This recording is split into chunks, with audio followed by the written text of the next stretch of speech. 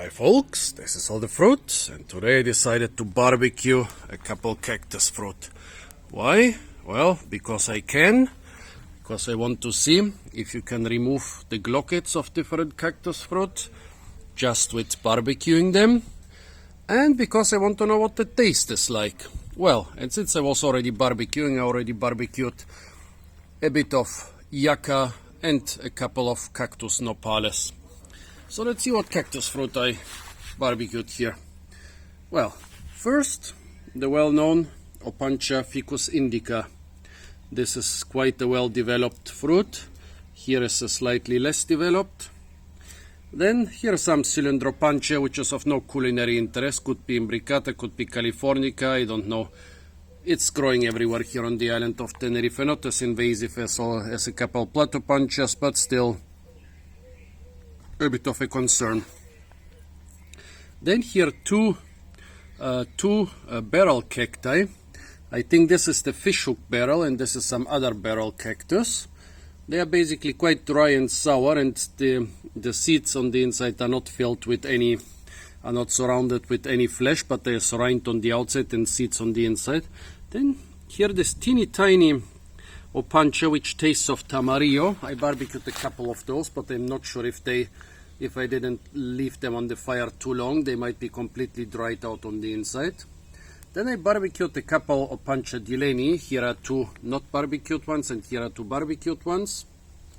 Then I collected some Yucca from a place where somebody has thrown away stuff from their garden, and barbecued a couple of them. And then I barbecued a couple of fresh nopales of Opuntia ficus-indica. Well, first question is, did I manage to remove all the glockets by barbecuing them? Let's try the nopales. Well, the glockets are still there, even a couple thorns, but none of them seem to be harming me. Okay, now the Opuntia dillenii, you can clearly see the glockets, but basically it's enough to burn off the tip and the barbs. The glockets are still there, but they are not harming me. Well, actually some of them are. Okay, I left those pretty long on the fire until the fruit were cooked, and still a couple of the glockets managed to pierce my skin. That's funny, because I mean the glockets are thin and basically made of pretty dry flammable material, and they did not burn. Well, here most of the fruit got cooked. Well, what about this tiny Opuntia? It has tiny glockets. Well, I harvested it, they got all over my body. I'm still itching from them. Okay, so for now, the Opuntia dillenii is the one where I couldn't completely remove the glockets. Well, okay, to be honest, here is a part which is not even completely cooked, so maybe this is where the glockets came from. Well, now let's start with the tasting. Let's start with the tiny Opuntia I didn't identify. I washed those fruit for a very long time. I hope I removed all the tiny glockets. Let's try the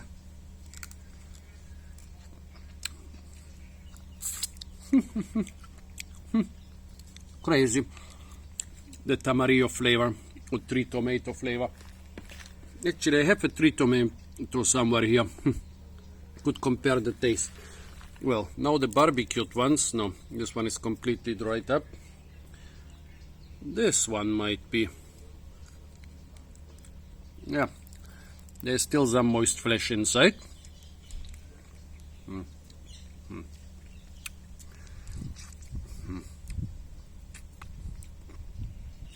Tastes more boring, just sour and smoky. Okay, so barbecuing those little ones was not a good idea. Now, Opuntia dillenii.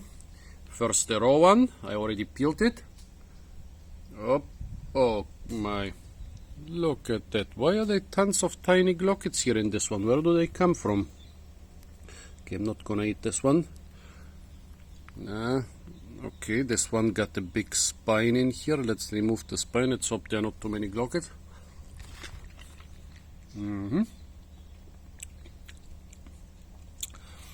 Tastes like typical Opuntia dillenii. Now the cooked Opuntia dillenii, the Opuntia dillenii soup from the inside.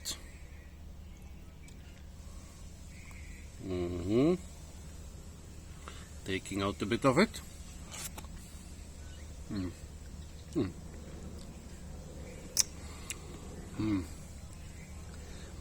Taste a bit of sour cherry jam or sour cherry compote. Well, definitely reminds me of sour cherries. Not bad, folks. The Opuntia dillenii was basically cooked inside the skin. And yeah, any fruit which tastes of sour cherry jam.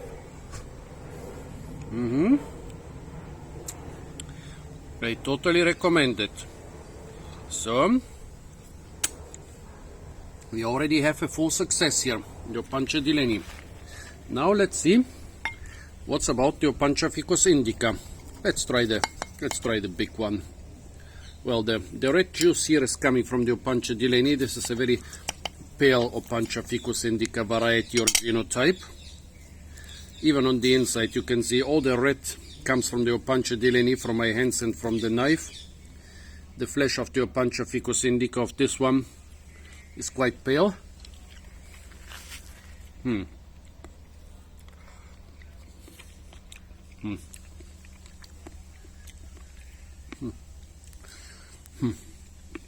Nope, the taste hasn't changed much.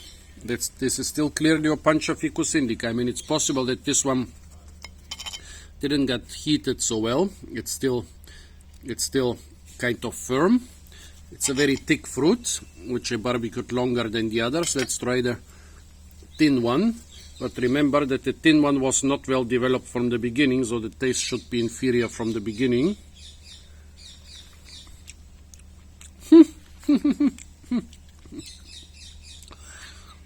The thin one tastes of eggplant. I'm planning to barbecue eggplant later.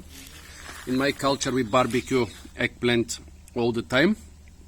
And this one tastes like barbecued eggplant. Well, this one just tastes like hot Opuntia ficus-indica, but the way it looks, I'm not really sure it got cooked properly. It's hot, but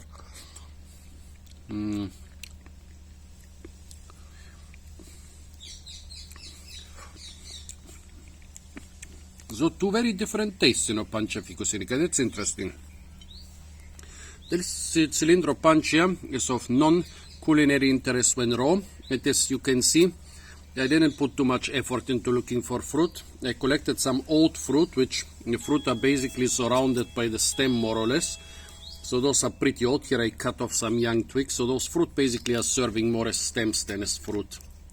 Because they are of no culinary interest when raw, I decided that they won't be of any culinary interest when cooked, so I basically didn't put any effort into them.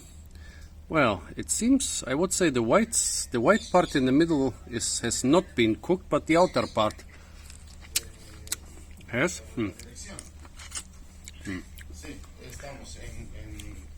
Slimy and boring. Nah.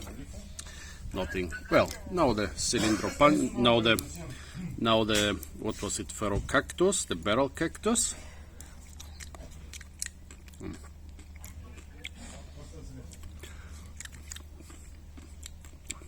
This one tastes like some funky mushroom, the way some funky mushroom in the forest smells. Some very smelly mushroom.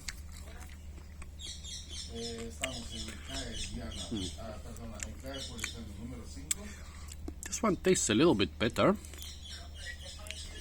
Can't really describe the taste.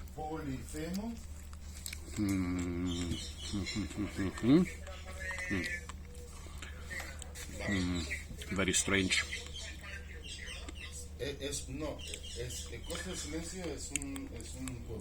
Oh, by the way, I'm here in a hostel and my host is just talking on the phone, so don't worry about that.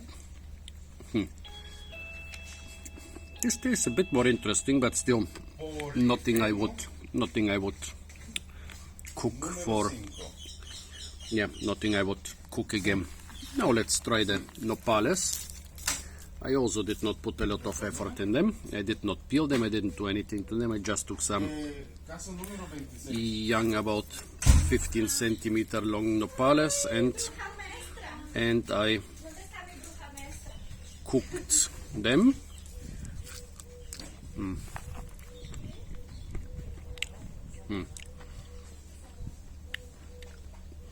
The taste is not that bad, not as boring as most nopales, but while eating them I tasted the spines on my tongue, so I felt the spines on my tongue, so it doesn't seem to be enough to just barbecue the stuff out of them. They will still be spiny. I should have peeled the nopales first, but they're just a couple millimeters thick. If you peel them, you'll end up with almost nothing. And here, completely unrelated, but since I found a couple yucca, I barbecued them too, and I'm gonna show them in the video, despite them being no fruit. I wanted to, if I had found a fresh fruit stalk of yucca with young fruit, I would have made a separate video about them, but I didn't. So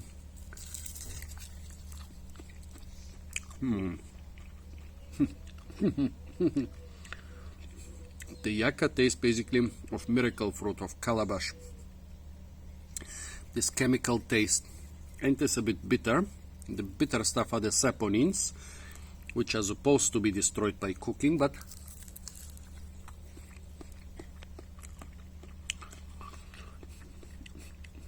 tastes a bit chemical and bitter, but not too bad.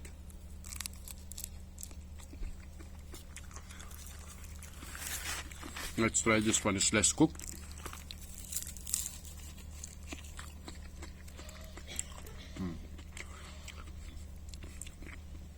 A bit more crunchy. Not my favorite vegetable.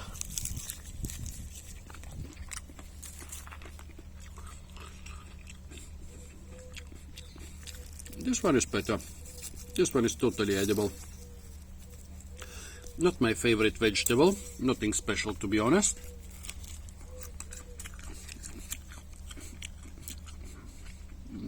But in a survival situation, I would totally eat this.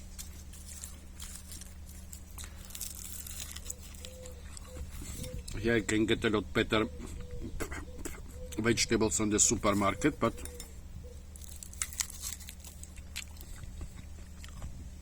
yeah, this one is not good for some reason. I don't know why. It's younger one. Still not good. So folks,